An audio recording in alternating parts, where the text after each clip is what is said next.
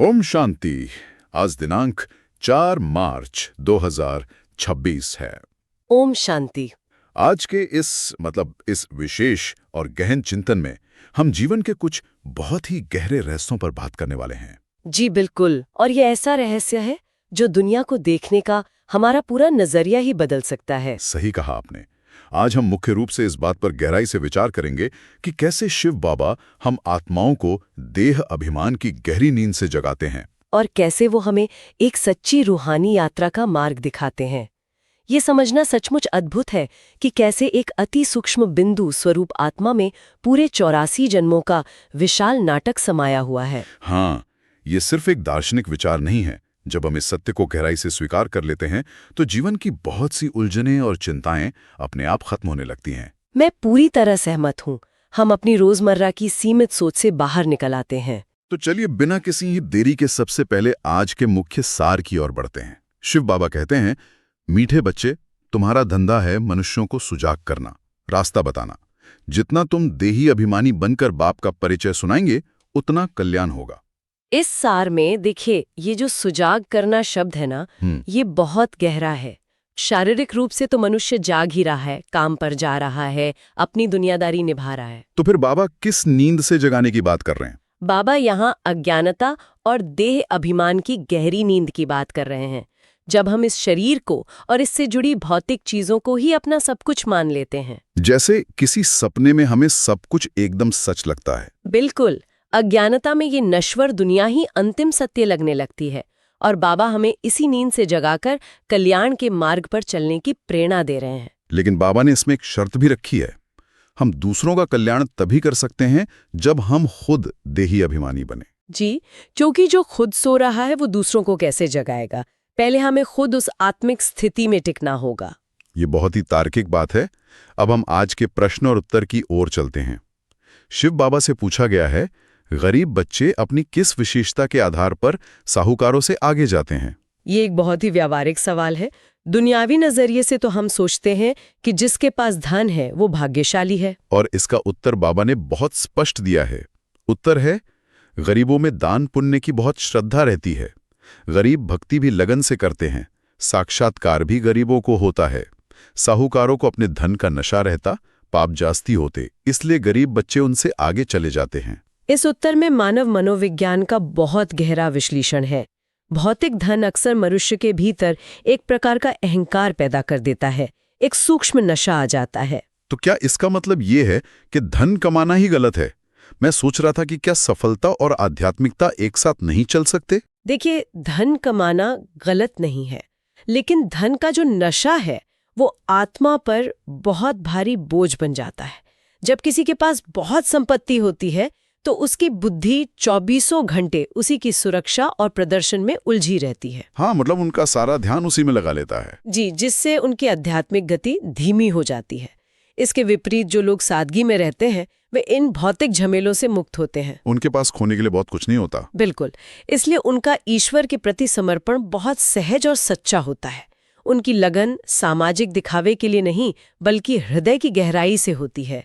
यही सादगी उन्हें शिव बाबा के करीब ले जाती है। ये सचमुच विचार करने योग्य है कि बाहरी संपदा कैसे हमारी आंतरिक शांति में बाधा बन सकती है। अब अगर हम उस ज्ञान की बात करें जो हमें शांति देता है, तो शिव बाबा समझाते हैं कि असली ज्ञान सागर केवल परमपिता परमात्मा है। जी, और ये ज्ञान दुनियावी पढ़ाई जैसा नहीं है जिससे हम कोई नौकरी या व्यवसाय प्राप्त करते हैं। ये सृष्टि चक्र कैसे फिरता है उसका अविनाशी ज्ञान है। और यही पर हमें शिव बाबा और श्री कृष्ण के बीच का अंतर भी समझना चाहिए। भक्ति मार्ग में अक्सर लोग दोनों को एक ही मान लेते हैं, जो कि आध्यात्मिक दृष्टिकोण से सही नहीं है। श्री कृष्ण की महिमा अलग है। वे एक सतु प्रधान आत्मा है, लेकिन वे 84 जन्मों के कालचक्र में आते हैं। वे माता के गर्भ से जन्म लेते हैं। उनका अपना एक पूरा जीवन चक्र है। जबकि शिव बाबा अजन्मा है। बिल्कुल, शिव बाबा जन्म, मरण और कर्म बंधन से पूरी तरह मुक्त हैं। अब आप ही सोचिए, जो खुद इस चक्र में घूम रहा है वो पूरे चक्र का त्रिकालदर्शी ज्ञान कैसे दे सकता है? नहीं दे सकता। जो इस नाटक के बाहर है वही असली साक्षी हो सकता है। सही कहा। संपूर्ण सत्य ज्ञान यानी आदि, मध्य और अंत का ज्ञान केवल परमपिता परमात्मा शिव ही दे सकते हैं। और इसी ज्ञान को देने के लिए वे कल्प कल्प के संगम युग पर आते हैं। और सबसे रोचक बात यह है कि वे किसी युवा के तन में नहीं आते, बल्कि एक साधारण, बूढ़े और अनुभवी तन में आते हैं, जिसे हम ब्रह्मा कहते हैं। इसके पीछे का तर्क भी बहुत गहरा है। ब्रह्मांड के रहस्य खोलने के लिए एक परिपक्व और अनुभवी अवस्था की आवश्यकता होती है। बचपन में वो गंभीर ज्ञान नहीं सुनाया जा सकता। हाँ, अगर कोई छोटा बच्चा ज्ञान दे तो दुनिया उसे गंभीरता से नहीं लेगी। बिल्कुल। इसलिए परमात्मा एक अनुभवी रथ का चुनाव करते हैं। और इसी से जुड़ी एक और अहम बात शिव बाबा बताते हैं कि शिव जयंती के तुरंत बाद ही गीता जयंती होती है। दुनिया वाले अक्सर इन घटनाओं के समय काल को लेकर भ्रमित रहते हैं। जी, लेकिन संगम युग का ये ज्ञान स्पष्ट करता है कि जब परमात्मा का अवतरण होता है तभी उनके द्वारा सत्य गीता ज्ञान दिया जाता है। परमपिता परमात्मा का आना ही ज्ञान का प्रादुर्भाव है। यह बहुत ही सुंदर स्पष्टीकरण है। ज्ञान सागर कौन है ये तो हमने समझ लिया, लेकिन इस रास्ते पर चलने के लिए हमें एक गाइड की भी जरूरत होती है। जैसे किसी अनजान शहर में हमें एक गाइड चाहिए होता है। हाँ, और शिव बाबा समझाते हैं कि आत्माओं को वापस अपने मूल घर यानी पावन शांति धाम ले जाने के लिए एक सुप्रीम गाइड की आवश्यकता है।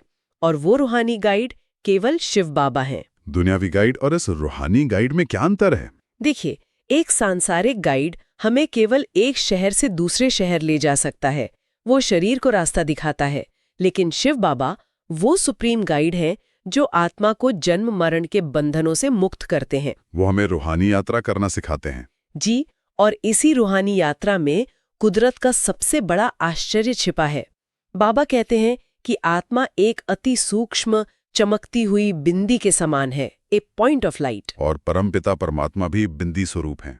ये कल्पना करना ही अचरज में डाल देता है कि इस नन्ही सी बिंदी में पूरे 84 जन्मों का पाठ रिकॉर्ड है। एकदम एक्यूरेट रूप से रिकॉर्ड है। हर सुख, हर दुख, हर रिश्ता उस एक छोटी सी बिंदी में समाया है। इसे हम प्रकृति के एक दृष्टांत से समझ सकते हैं। जैसे कोई बीज होता है। बिल्कुल, एक बहुत छोटे से बीज की कल्पना कीजिए, जैसे बरगद के पेड़ का बीज। वो राई के दाने से भी छोटा होता है। लेकिन उस अति सूक्ष्म बीज के भीतर एक विशालकाय बरगद के पेड़ का पूरा ब्लूप्रिंट छिपा होता है। उसकी जड़ें, तना, शाखाएं, पत्ते, सब कुछ उस नन्हे से बीज में तय है। ठीक इसी तरह आत्मा रूपी उस सूक्ष्म बिंदी में हमारे अनेकों जन्मों का पूरा विवरण, हमारे संस्कार, सब कुछ समाया हुआ है। विज्ञान तो आज मेमोरी को मस्तिष्क में खोजता है, लेकिन शिव बाबा बता रहे हैं कि असली मेमोरी कार्ड तो वो अविनाशी बिंदु है। और ये कोई ऐसा रिकॉर्ड नहीं है जो कभी खराब हो जाए।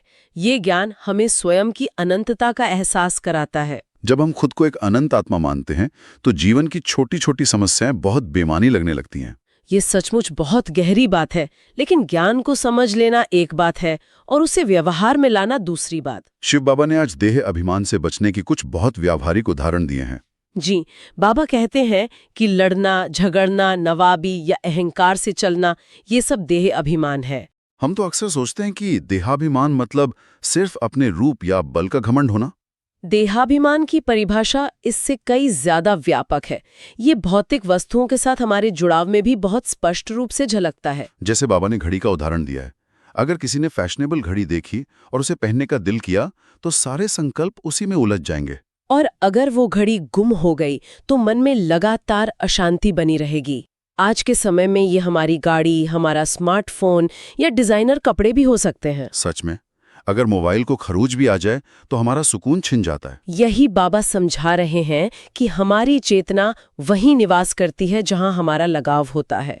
यदि हमारा गहरा लगाव इन चीजों में है तो हम देही अभिमानी नहीं बन सकते। और बाबा चेतावनी देते हैं कि अंत समय में अगर ऐसी भौतिक चीजें याद आईं तो आध्यात्मिक पद भ्रष्ट हो जाएगा।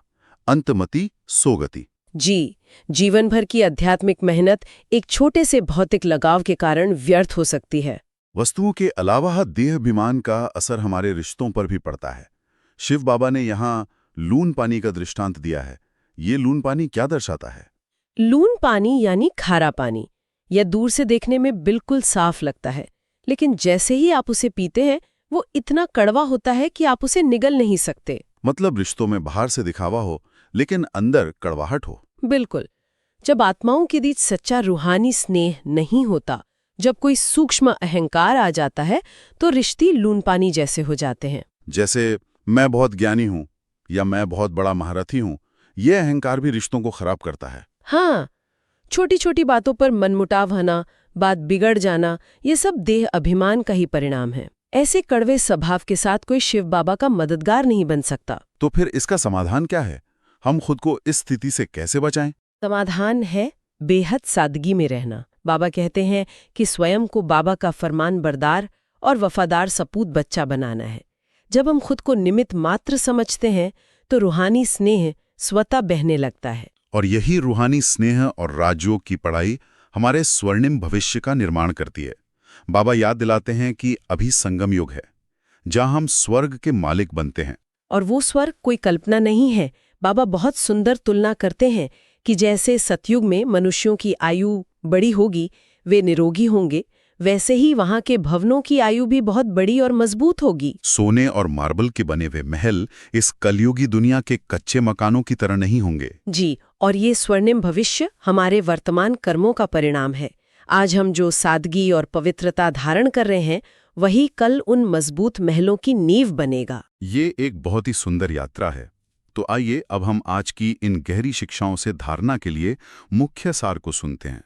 पहला बिंदु है, देह अभिमान में आकर किसी भी प्रकार का फैशन नहीं करना है, जास्ती शौक नहीं रखने हैं, बहुत बहुत साधारण होकर चलना है। ये सादगी ही हमारी सबसे बड़ी रूहानी रॉयल्टी है। और धारणा का दूसरा बिंदु है, आपस में बहुत बहुत रूहानी स्नेह से चलना है, कभी भी लून पानी नहीं होना है, बाबा का सपूत बच्चा बनना है, अहंकार में कभी नहीं आना है। अगर हम आज के इस पूरे चिंतन का एक व्यवहारिक निष्कर्ष निकालें तो वो यही है कि ज्ञान को केवल जानना पर्याप्त नहीं है, उसे कर्मों में लाना जरूरी है। मतलब हमें अपने हर संकल्प पर ध्यान देना होगा। बिल्कुल। आज का मुख्य विचार ये है कि स्वयं को एक सूक्ष्म अविनाशी बिंदु के रूप में देखने का निरंतर अभ्यास करें। जब हम महसूस करते हैं कि हम एक अनंत आत्मा हैं, तो छोटी छोटी भौतिक इच्छाएं अपने आप खत्म हो जाती हैं। झूठा घमंड या महंगे गैजेट्स का दिखावा बहुत बचकाना लगने लगता है। हमारा लक्ष्य यही होना चाहिए कि हम बाहर से साधारण रहें, लेकिन भीतर से एक असाधारण आध्यात्मिक ऊंचाई को छुएं। बहुत ही स्पष्ट संदेश है। आइए अब हम आज का वरदान सुनते हैं। वरदान है, अपने भाग्य और भाग्य विधाता के गुण गाने वाले सदा प्रसन्न चित्त भव। सभी ब्राह्मण बच्चों को जन्म से ही ताज, तख्त, तिलक, जन्म सिद्ध अधिकार के रूप में प्राप्त होता है। तो इस भाग्य के चमकते हुए सितारे को देखते हुए अपने भाग्य और भाग्य विधाता के गुण गाते रहो, तो गुण संपन्न बन जाएंगे। अपनी कमजोरियों के गुण नहीं गाओ, भाग्य के गुण गाते रहो, प्रश्नों से पार रहो, तब सदा प्रसन्नचित रहने का वरदान प्राप्त होगा। फिर दूसरों को भी सहज ही प्रसन्न कर सकेंगे। बहुत ही शक्तिशाली वरदान है। और आज का स्लोगन है, इकोनॉमी और इकोनॉमी से चलना ही ब्राह्मण जीवन में सफलता का आधार है। अंत में हम आज के अव्यक्त इशारे पर मनन करते हैं। यह अव्यक्त इशारे हैं, निश्चय के फाउंडेशन को मजबूत कर सदा निर्भय और निश्चिंत रहो। निश्चय सदा ही निश्चिंत बनाता है, और जो निश्चिंत स्थिति में रहकर कोई भी कार्य करता है वह उसमें सफल जरूर होता है। क्योंकि निश्चिंत स्थिति में बुद्धि यथार्थ जजमेंट करती है। यथार्थ निर्णय का आधार है निश्चय बुद्धि, निश्चिंत स्थिति। उसमें सोचने की भी आवश्यकता नहीं है। आइए 2 पल के लिए इसी निश्चिंत स्थिति का अनुभव करते हैं। ओम शांति। ओम शांति।